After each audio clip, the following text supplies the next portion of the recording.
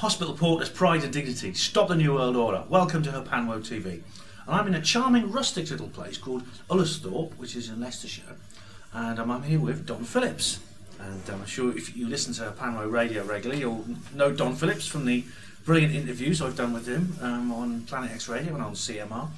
So Don, Ben, we are in a place. What's this place called? We're in. This is the Checkers Inn in Ullersthorpe, Leicestershire. Pub. Nice pub, serves lovely ale and everything. And a good curry. Definitely Good curry. And what are we doing here this evening? Well, on the show, Ben, I invited you along to an event, didn't I? You did, yes. This is that event. Here you are. Here we are. He kept his promise. I'm here. Absolutely. Yeah. So he's been fed.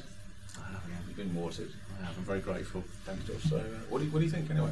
I think it's a lovely, charming place. It is, isn't it? It has an atmosphere to it, which I do can detect. I mean, we're actually here to investigate some of the phenomena that have been appearing here, the spirit phenomena that have been appearing in this pub. And at the moment, there's still plenty of people in here drinking. Jukebox is playing, it's active, but we're going to be hanging around long after closing time, which is unusual for me when it comes to pubs, I must say. And hopefully then we may be able to pick up some of the strange phenomena. Well, particularly Alice, the little girl that's been seen. Alice. I mean, we've actually recorded the voice on the video of the team investigation that we did here. I've not actually put it out yet, but there's a couple of very good recordings. Very compelling recordings. So Alice is the spirit of a young girl? Apparently, yeah, aged between 5 and 7. And she must have... And she's been seen. She must have lived in this area or maybe in this pub at some point. So it's an old pub, it's what, 17th century? Goes back 1700s, yeah. So it's an old pub. It could have been someone who lived here at some point in that time period? Could have been. Apparently there's the cellar downstairs, many years ago, around that era, there was a big fire. And apparently some children died, got burnt there. Oh dear. It's often events like this that actually create these kind of phenomena. Actually, there's many. If you go to a haunted location, is this right? I mean, hospitals. Hospitals in particular have a lot of activity, and there's been some ghost stories in my hospital. But whenever there's something like this happens, yeah, well, people say that, but these guys are all everywhere. They are literally everywhere. I think some places. I mean, like in this room now, it's a concentrated area. So if there was, say, 10 spirits, it'd be a lot more apparent than if it was in a, I remember you telling me every house is a haunted house, really. Well, I'd say a pretty high percentage of them, to be honest. I mean, it's quite an anachronistic kind of area. I mean, there's a house next door to this pub where there's a guy who's got the remains of a windmill in his back garden. It's really quite remarkable. Well, I say the remains, it's basically a fully fledged windmill, isn't it? Well, there's no sails on it, but everything it's else is very distinctive, a windmill covered in ivy. It's a beautiful sight, actually. I'm very single-minded about this, I gather. I mean, I've noticed that about you, and you've probably produced more data than anyone else I've heard of on this subject. I've certainly put a lot of stuff out since I sort of came into the public eye. Yeah. And it's every single location that we go to. And you've appeared on the This Morning programme as well. I've been on quite a few bits, yeah. With our mutual friend, Professor Chris French. Mr. French. Good old Frenchie. Hello, Chris, if you're watching this. She probably is, yeah. She possibly might be. MBO. At some point. That's a private joke. But now, while you were in that studio, you actually also located a spirit that was actually wandering around that studio. It was one of the crew they spotted. The ITV they invited me in on Supernatural Weekend Donkin to do an investigation because it's been reported there's a poltergeist here called Norman Grimshaw. Yeah, fine, I thought, great, we'll go down, we'll find out, and even if he's not there, I thought there's bound to be guys there as I turn them anyway. And great if they're going to put that out, but that was a bit naivety on my part. Yeah, didn't want to put it out. Anyway, Becky, obviously a lot of people know who Becky is now, my closest spirit friend. The ITV crew said, "Will we hear Becky?" I said, "Yeah," and I actually promised them they'd hear a sentence. So I said, "Becky, this poltergeist called Norman supposed to be around the hub area. Is he?" And Becky says quite clearly, "I'm in the hub and Norman's there," and that kind of freaked the crew out a little bit, as you can imagine. But yeah, it was a very successful investigation. Obviously, I couldn't do what I'd normally do because of Ofcom rules. I wasn't allowed to use recorders and everything. The actual footage that I put out was just in the hotel room or during the break. but not actually part of the BT. But yeah, it was pretty interesting, man. I mean, now, if you talk to people in the street, there's a great bit of difference, I've always said, between folk knowledge and official knowledge. And if you talk to people in the street, I mean, most people you encounter, ordinary people, may well relate some kind of ghost story to you which has happened in their own personal life. In terms of folk memory and folk knowledge, there's no doubt that this is a real phenomenon, but officially it just doesn't exist. Officially, it never will officially, because as we said before, officially people don't want it to exist. I know. All the majority of them crying out saying, "Oh, show some evidence," so here's some evidence, and they don't want it. Yeah, I mean, I was thinking before we began this, before I actually came here tonight, I was thinking, well, one of the questions I was going to ask you is, will you ever be able to prove this? But then I thought to myself, well, you already have. Yeah, exactly. You've done it 100 times over. It's been proved. Well, yeah, I mean, the spirit, the experiments, that video alone, that has probably got more spirit interaction and clear voices, many different voices, than probably any of the video out there. Is this at the Ram?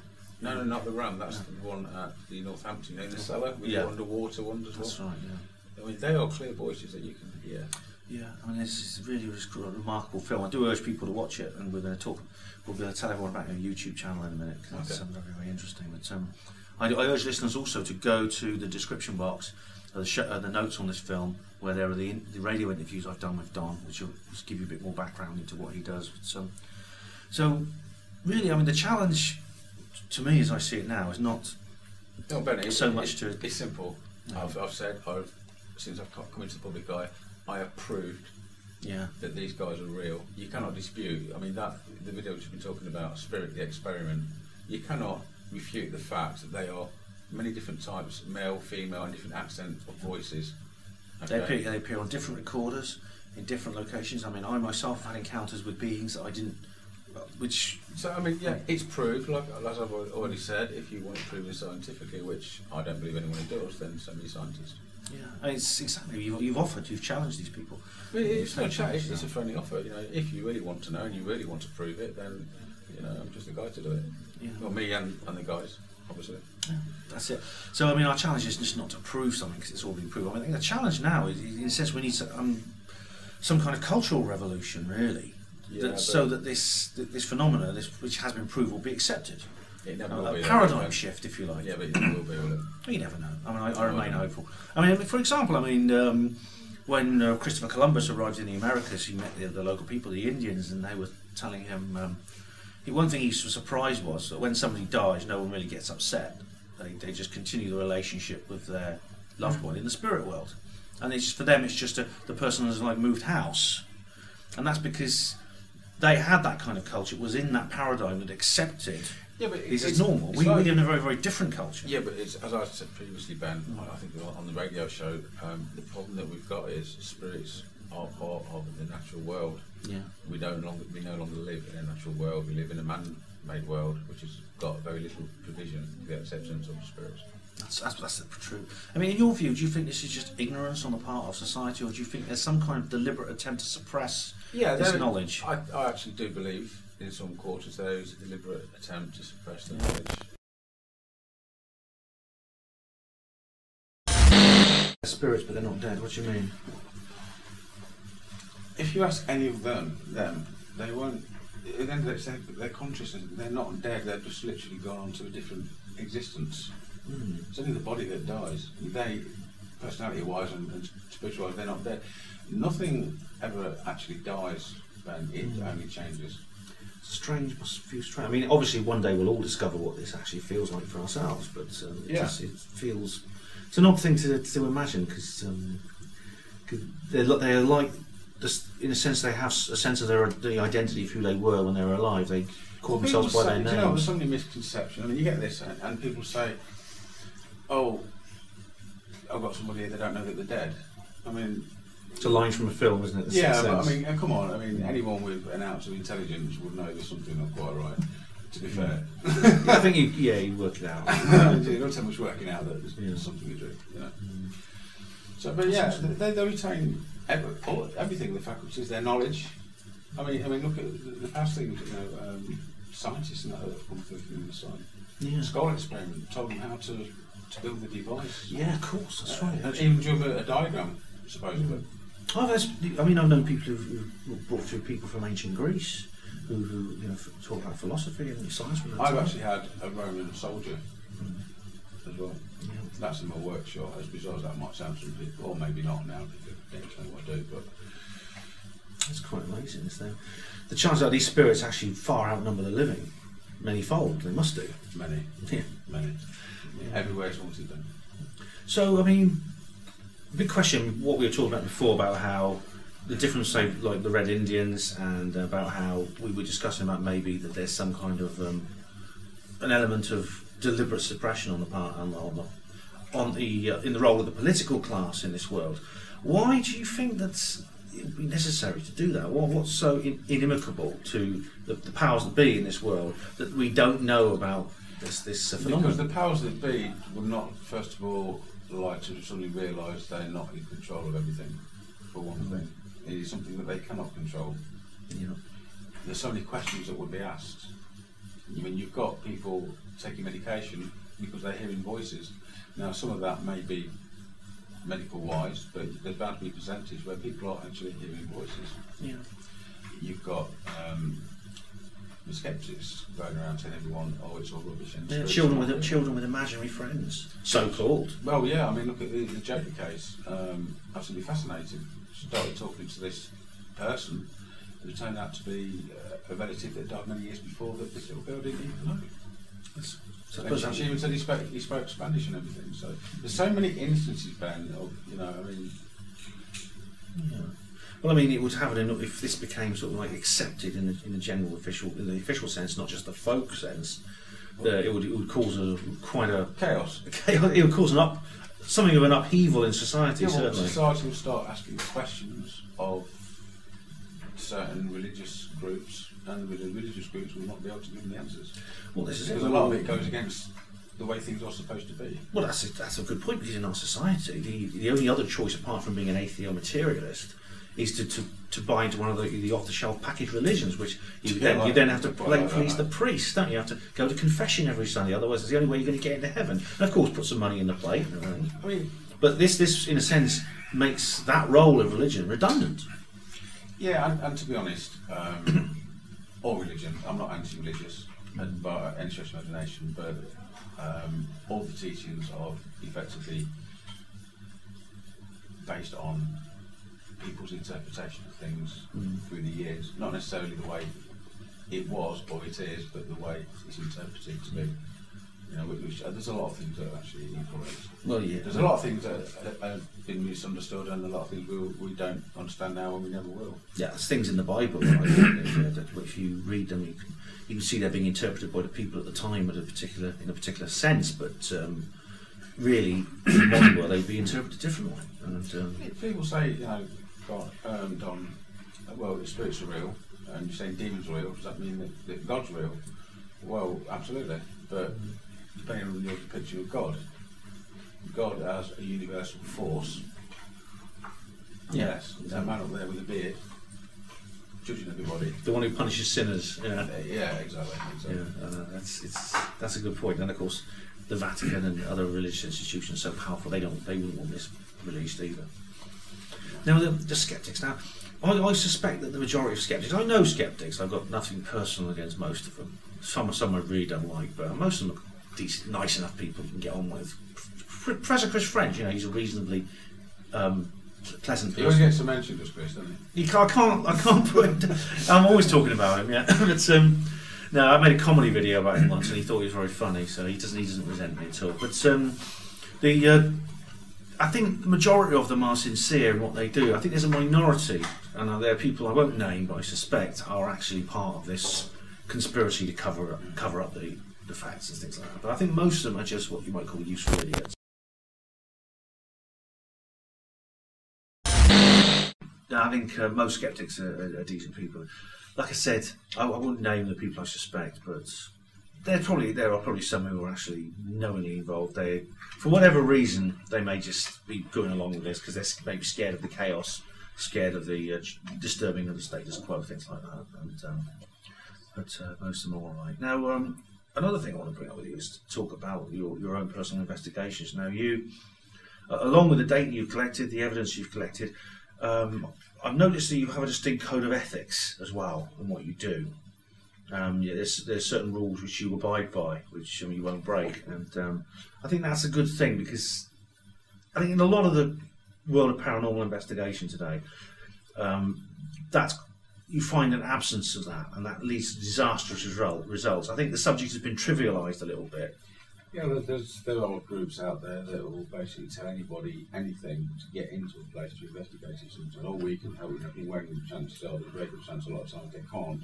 They want to be there to be the one to get that picture, you know, and everything. But for me, it's not about that. At the end of the day, primarily, it's about helping people, and that's it. Yeah. The events, as you know, I mean, at the Advertising Standards Agency, just over 12 months ago, all over me, you can't put this, you can't put that. You know, well, yeah, I can. For entertainment purposes only, well, no, because it's not. You know, I use these events to help educate people and people to understand, and people that actually want to know. Like such as our guests that are actually here this evening, though. And there's been some disturbing accounts. People, like say, turning up, saying they're there to investigate. They were ghost hunters. They turn up to somebody's house. And then they bring a load of their friends from the pub, and sometimes these people steal things, or they vandalise. Yeah. I think it's been trivialised. I mean, it's been trivialised in the media a lot, with Most Haunted particularly. I think that programme has a lot to answer for. Yeah, but I actually think that any group that's actually going to go into the public's homes under any pretense, paranormal or not, or in contact with children or anything else, should all be CRB checked legally. I think that should be the law. Fair enough. I think that'd be a good way to go.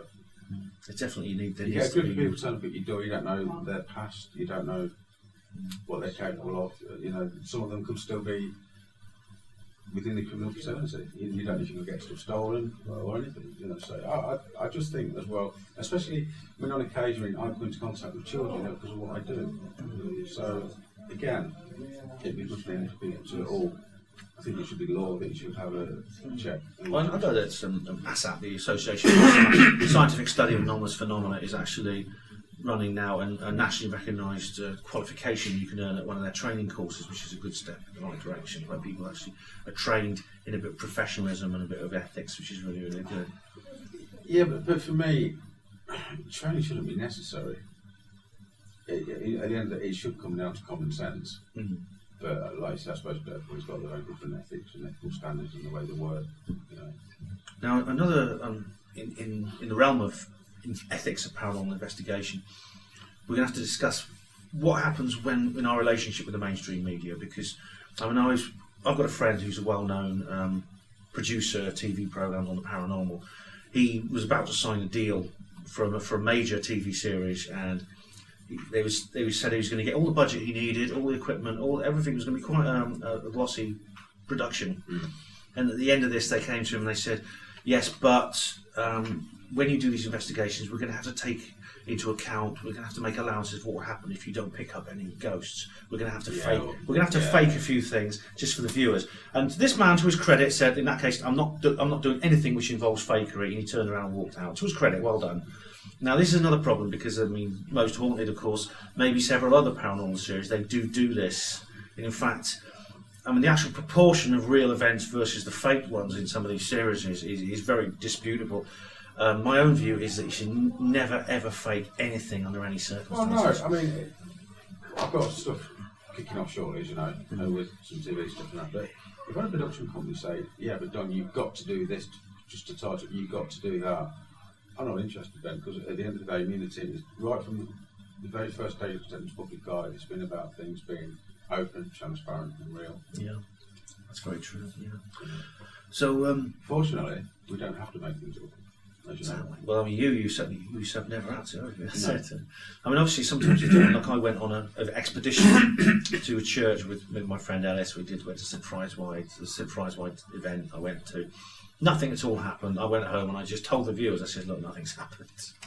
And I said, "Well, I'm not going to pretend something did happen when it didn't." No. I mean, last year something did. You see, I really did get something really amazing to happen. But this year, unfortunately, it wasn't repeated. But there's no way I'm going to fake or pretend anything. I'm going to be intellectually honest over this. Absolutely. So Don, you have a YouTube channel, don't you, where people can, and a website where people can actually see some of your material, videos you made. And what's your website? YouTube website is www.gsiparanormal.com. YouTube channel is G.S.I Paranormal UK. YouTube channel. There's some amazing videos. We are on Facebook as well. So. Okay. And there's a lot more to come. Brilliant. Yeah, I'll be doing an investigation here this evening. We are in about 15 minutes time. Sure, I'll be keen to let I'll have the Panmo TV viewers know how I get on the other video I'm making. And of course, like I said, it's always worth going to that channel and looking at your videos, because I mean, there's some amazing things you see. We've done voice recordings from underwater. There's tables move and all kinds of things, and voices you can hear. But the tables don't just move. They're not. These are not the normal little flimsy tables. This is like a solid oak 6-seater table. And it doesn't just move, does it? It kind of right up in the air. Like the photographs as well, like the photograph in the mirror and things like that. That's in the mirror. That's really impressive, isn't it? Yeah. Well, John, first I want to thank you for being on Panmo TV. And it's been great. And we're going to have a great time this evening, aren't we? We are. We'll be starting in about 15 minutes or so. So I know you wanted to speak to one or two members of the team. So yeah, definitely. I'm now going to disappear, but everyone farewell. And thank you, Ben. And I shall see you in a few moments, mate. Thank you, John. Get ready for the investigation. Nice one. Brilliant. Thanks. Hello, Marie. Welcome to Panmo TV. Thanks for joining us this evening. Thank you. Now, you are a member of G.S.I Paranormal. Can you tell us a little bit about yourself and why you joined up? Yes, certainly. I've been with G.S.I 2 years now, actually, and I have certainly seen some things, and I've certainly heard some things. The first time I got my validation was with Don at the Black Lion in Northampton. It was about 2-3 in the morning. I can't remember now. We've been up a long time, and it was just me and Don in the whole building. And this is the first time I heard of Becky, and I heard a complete conversation between Becky and Don. Absolutely gobsmacked I was. She was telling him she wasn't very happy. I could hear it so clearly, and he asked her why, and she said there was a deathbed put on him, which Don wasn't aware of. He didn't know what it was either. I was filming this in absolute astonishment, and basically it was Becky told us that a demon had put a, I suppose curse is the wrong word, but that basically when he goes to sleep he won't wake up again. So that was it was, and it was a quick boot into it all, really. So but to this date nothing surprises me. It surprises me, but it doesn't. That sounds a bit of a contradiction in terms, but I know what's out there. I know it's there, but it still amazes me at the same time, because you don't know what you're going to get. And as a first validation, that was quite something. Yeah, it's quite frightening. I mean, this is often what I regularly attend a spiritualist church, and I get the feeling that from the people there, the speakers, it's basically everything beyond this world is all love and light. Now that's not the case at all. What you'll find is that beyond this world there's both good and bad. Definitely. There is love and light out there, but there's also some darkness too. And so these demons are mischievous or malevolent entities, spirits.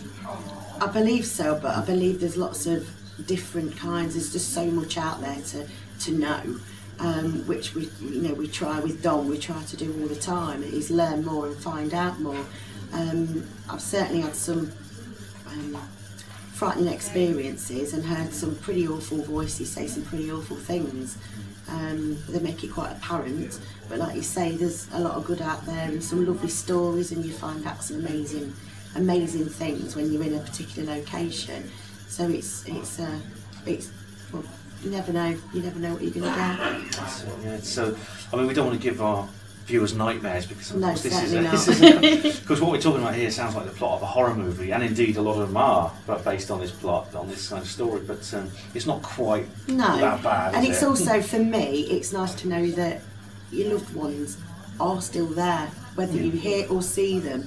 The validation I've had, for me, they've got to be there at some point, and they're watching us all and they're around, and I think that's actually really quite comforting. It is. It's good news. It's a lovely to know they're feeling. out there. Yeah, to know they're out. And I know that we ourselves will one day, when we die, we will be the end of us. We will move into another form of existence. That's right. And carry on, which is a nice thought, I think. It is a really comforting thought. So it never ends, and that gives me comfort. So Great. it's all good. Well, Marie, thank you very much. No, thank you. Well, we've just spoken to some of them, to Don and some of the other members of the G.S.I paranormal team, and now we're about to start on an actual investigation here at the Checkers Inn. So join me after the investigation, and we'll just find out how it went. Hospital porters, pride and dignity, stop the New World Order. Oh, this is that other one. What's it called? I'm doing it. It's very fast. You know, sometimes they speak quick, but it says, I'm doing it. Listen to this. Yeah? Mm-hmm.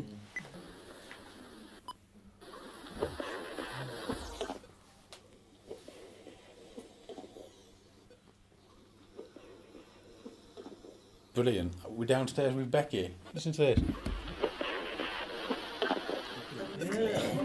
Can you hear that?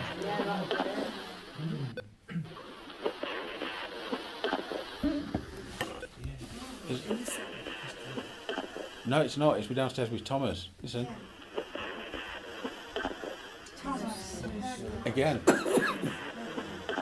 That's a very good one. Yeah. That's beautiful.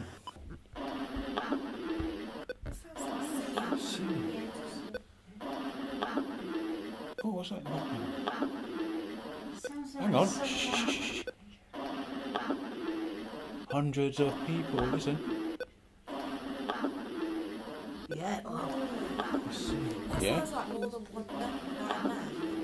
Can you hear that? Yeah, like a choir. Can you hear that over there? Yeah, Hundreds of people. Hundreds of people. Hang on. Shh. Let's just make sure you say that. Yeah. Oh, yeah. Shh. Good.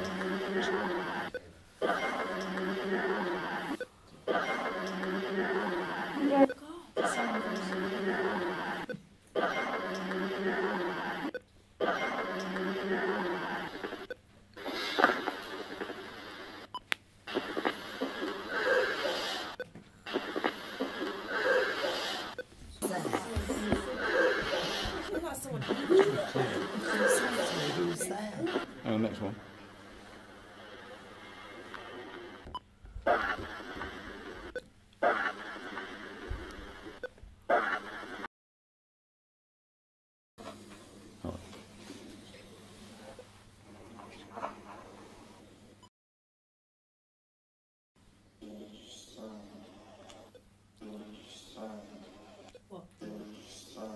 You decide.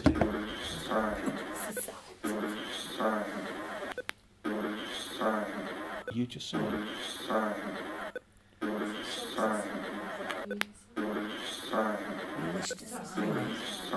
we'll just try.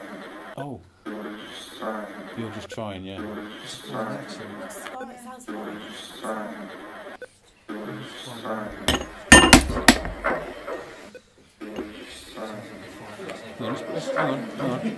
Hang on.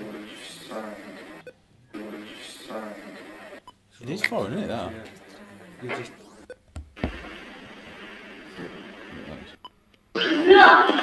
That's that boy one.